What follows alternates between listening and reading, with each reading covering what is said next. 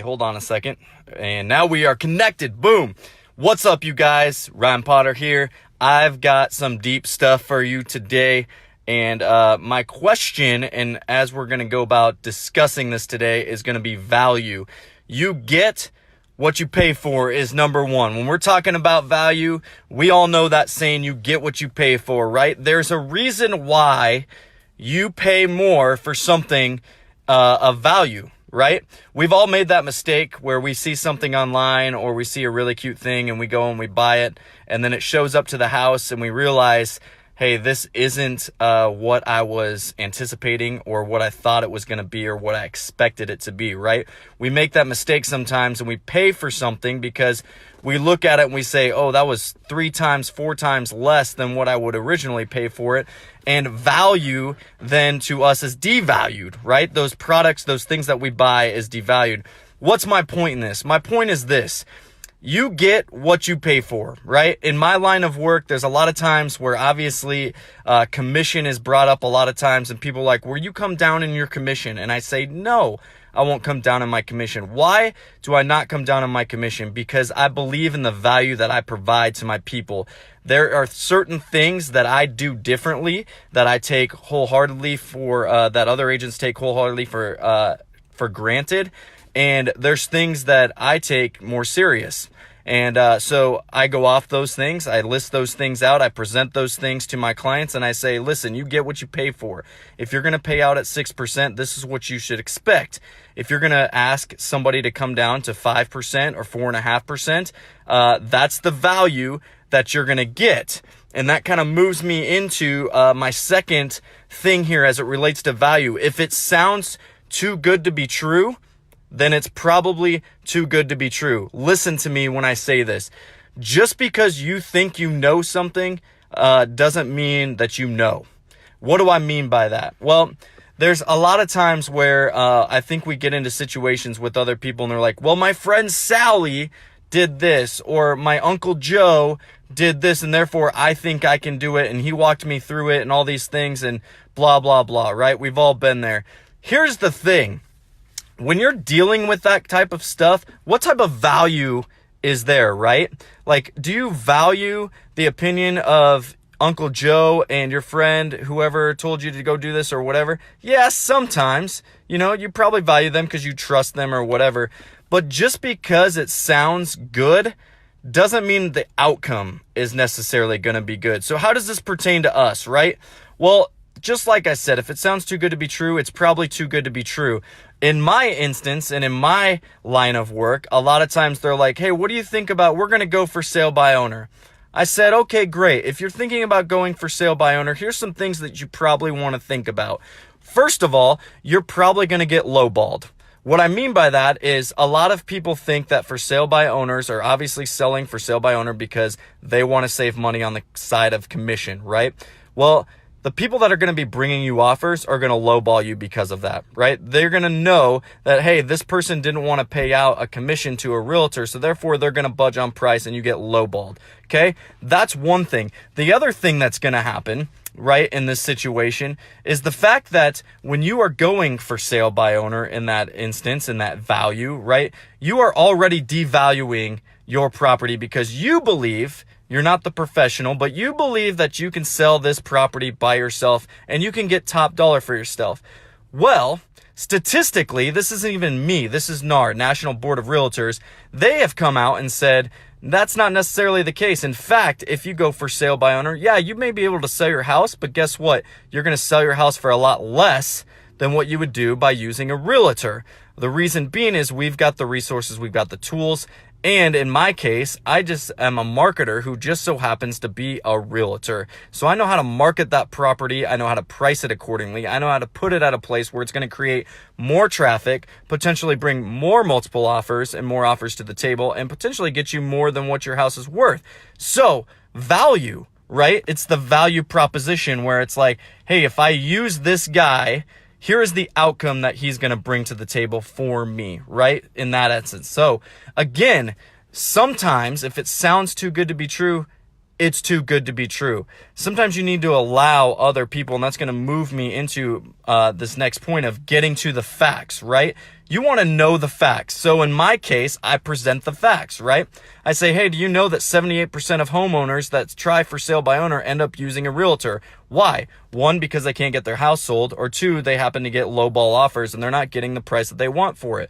Well, hire a professional to do that for you and you'll see a different result, I promise you. But again, it comes down to hiring the right person as well. Going back up to number one, you get what you pay for. So if you're going to hire an agent that's going to pay you out at 4.5% as opposed to 6%, you're going to get a difference there. You're going to get somebody at 4.5 who decides that, hey, the value of marketing your property and doing these things isn't necessarily top priority for me, and isn't going to get the time or the energy or the resources to them as much as somebody who's going to do it at 6%, right? So what's that tell you about the way they're going to negotiate the price in your house? If somebody's going to go up 4.5% as opposed to 6%, are you going to get that person that's really going to fight for the top dollar amount that you want at 4.5%? Or are you going to get the agent that's going to fight for every single penny at 6% to make sure that they get you and net you the most amount of money in your pocket that you want at that given time when that process presents itself? So that's my point there. I'm going to move into point number 3, which I think is going to relate to a lot of you guys and move away from this a little bit. But when something is of value to you, what does that mean? So when something is of value, it means something to you, right?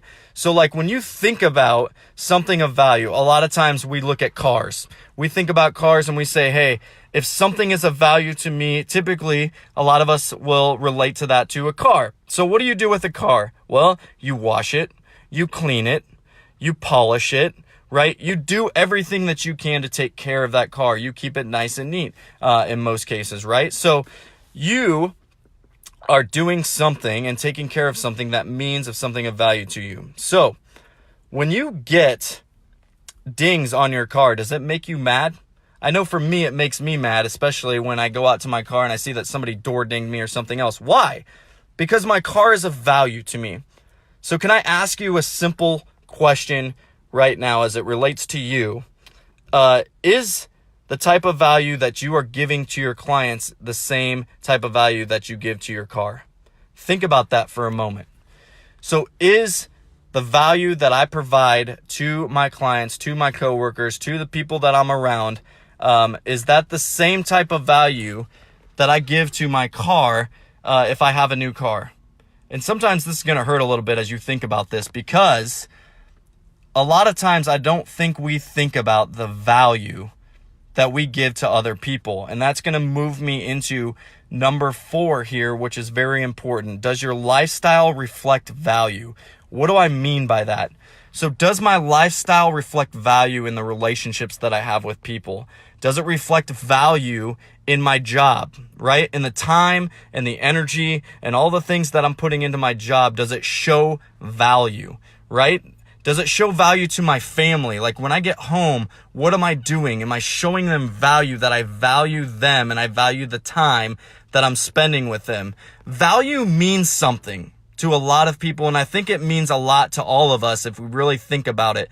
We want the type of relationships, right? We want the type of job. We want the type of family where we feel valued.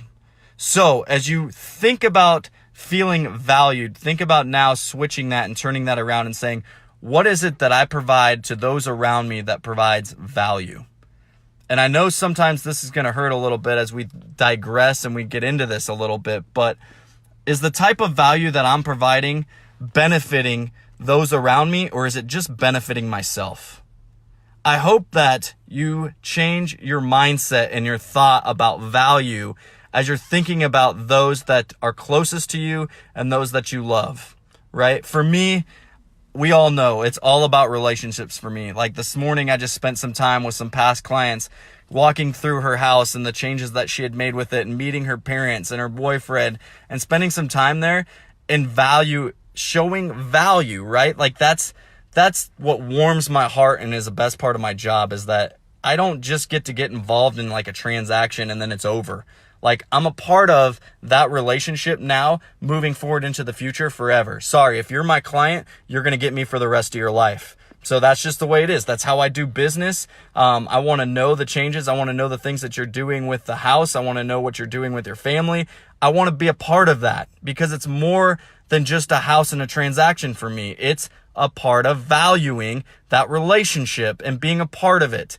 And those are the things that I think we all desire and we want, but sometimes we don't know how to implement that value in and around our lives. So why do I tell people that I want to be a resource for them when we move forward after the sale of a transaction? The biggest thing, here's one of the things that I tell all of my clients is this. At the end of a transaction, you will see why I am your biggest resource and why I bring value to the table after the sale of the closing. And that's when you'll experience that. Why? Because I don't go away. I still show up 6 months down the road and tell you what I think your home is worth and how it's brought equity into the equation and how it relates to our market. And is it a seller's market? Is it a buyer's market? 2 years down the road, 3 years down the road, 4 years down the road. Hey, if you're thinking about selling, here's why. If you're thinking about buying, here's why. All these things, you stay intact in relationship with those people. We hold client appreciation parties. Why? Because we value the relationship. We value getting to catch up and share what's going on in each other's lives because it means something to us. So again, as you think about value in your life, think about the things that you are choosing to do on a daily basis. And is that providing value to someone else, or is that just providing value to yourself? If it's providing value to yourself, that's very selfish. It's very arrogant. And I think it just needs to be dealt with and done away with, to be honest with you. There's too many people where it's all about them. And we need more people where it's about other people and it's others focused. And then they can bring that back into their daily life and how that relates to them. I hope this challenged you. It's prime time. It's grind time. It's getting real as we talk about value. So think about that as you go on without your day. Think about how you look at value and how that relates, not just with you and your current situation, but how it relates to the time spent with family, friends, in your job, all that kind of stuff. Hope that encourages you. Love you guys. We'll talk to you soon. Get after it and provide some value to those around you.